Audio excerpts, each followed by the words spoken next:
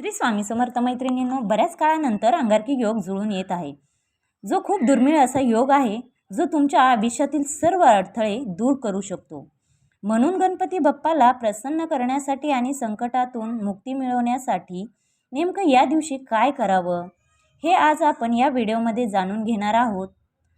बाप्पाला प्रसन्न करण्याची योग्य वेळ कोणती, चंद्रोदय काय असेल आणि असे काही उपाय जे तुमच्या नशीबसुद्धा बदलू शकतात, हे सर्व काही आपण या व्हिडिओमध्ये पाहणार आहोत।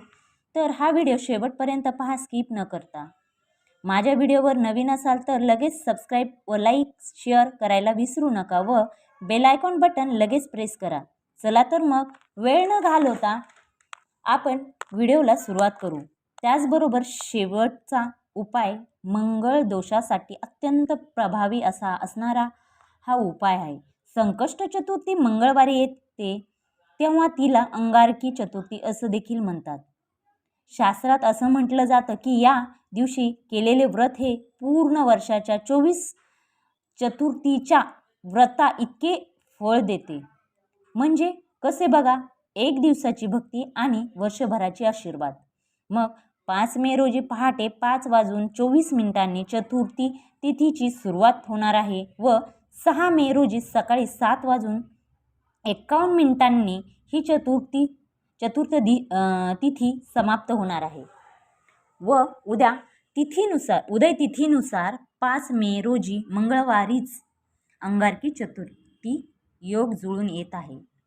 बाप्पाची पूजा करण्यासाठी या दिवशी पहाटे 5 वाजल्यापासून ते सकाळी 8 वाजेपर्यंत सर्वोत्तम वेळ असणार आहे।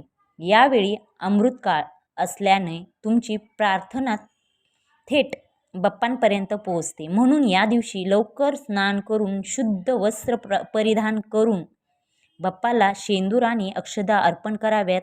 विशेषतः बाप्पाला लाल रंगाचे जास्वंदाचे फूल या दिवशी आवर्जून अर्पण करावे।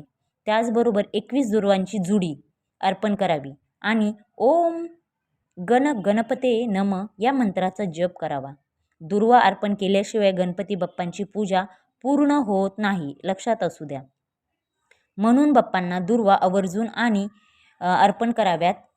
आता संकष्टीचा उपवास चंद्राच्या दर्शनाशिवाय अपूर्ण मानला जातो। तर चंद्र कधी निघणार आहे? 5 मे रोजी रात्री 10:35 चंद्रोदयाची वेळ असणार आहे। ही वेळ 2 ते 3 मिनिटांनी मागे पुढे असणार आहे, परंतु चतुर्थीच्या दिवशी चंद्राला जल आणि अक्षदा वाहून अर्घ्य द्यावा आणि चंद्राला नमस्कार करावा। चंद्रामध्ये गणपती बाप्पांचे रुद्र रूप पाहावं, मग आनंदाने उपवास सोडावा। अशा प्रकारे आपण दिवसभर पकडलेला अंगारकी चतुर्थीचा उपवास आहे तो रात्री चंद्रोदयाचे दर्शन घेऊन चंद्राला अर्घ्य वगैरे देऊन आपण नमस्कार करून आपण गणपती बाप्पाचं रूप पाहावं, मग आनंदाने उपवास सोडावा। बघा, या दिवशी काय केल्याने गणपती बाप्पा प्रसन्न होऊ शकतात, तर या दिवशी शक्य असल्यास 21 वेळा गणपती अथर्व शीर्षाचे पठण करावे। हे शक्य नसेल तर मोबाईलवर लावून ते श्रवण करावं। ऐकण्याने सुद्धा तेवढेच पुण्य प्राप्त होते, ऐकल्यावर पण। असं म्हणतात, अंगारकीच्या दिवशी दिवसभरात 108 वेळा ओम गणपते नम या मंत्राचा जप करावा। हा खूप शक्तिशाली मंत्र आहे। बाप्पाला या दिवशी मोदक किंवा गूळ खोबऱ्याचा नैवेद्य दाखवावा। यामुळे घरात सुख शांती नांदते। अंगारकी हा दिवस केवळ उपासनेसाठीचा नाही, तर ज्योतिषशास्त्राच्या दृष्टीने मंगळ दोष निवारण्यासाठी किंवा कामातील अडथळे असतील दूर करण्यासाठी सुद्धा एक सुवर्ण संधी मानली जाते।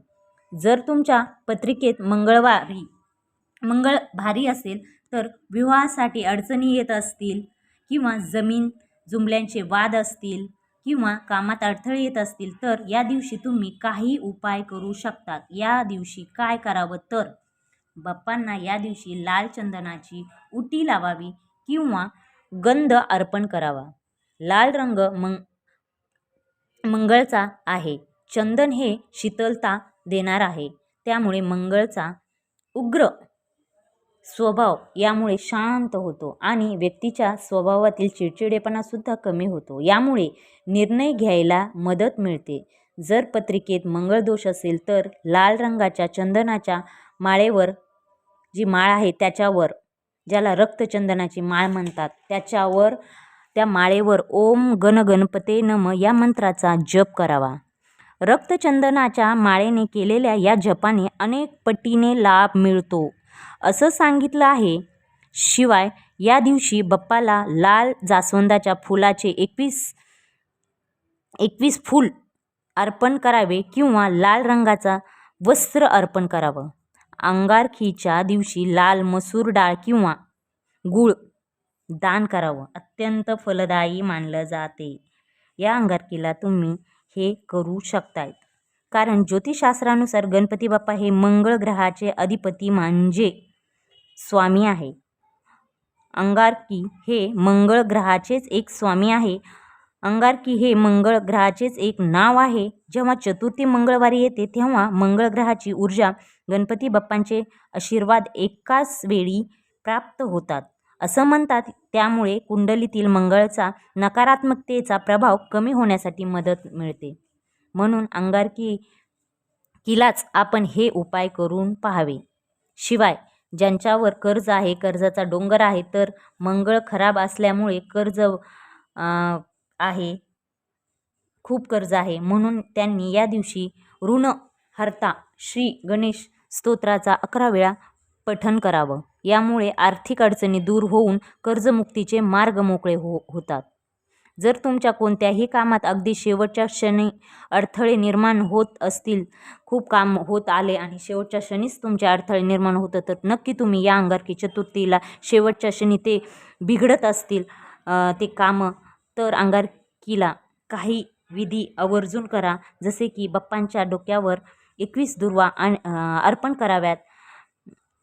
गणाधिपते नम म्हणत संकल्प सोडवावा आणि गुळ हा मंगळचा प्रतीक आहे म्हणून बाप्पाला गुळाचा नैवेद्य दाखवावा. यामुळे अडथळे दूर होतात. कामात अडथळे असणारे ग्रह शांत होतात. शक्य असल्यास या दिवशी व्रत करावं आणि मोठं व्रत करून उपवास करावं. यामुळे शरीरातील आणि मनातील सात्विकता वाढते. अंगारकीच्या दिवशी 9 ते 11 ही वेळ मंगळच्या प्रभावाची असते. या काळात गणपती बाप्पांचा विशेष अभिषेक करावा. अभिषेकच्या पाण्यात थोडं लाल चंदन किंवा कुंकू टाकावं. या दिवशी दानधर्म करावा.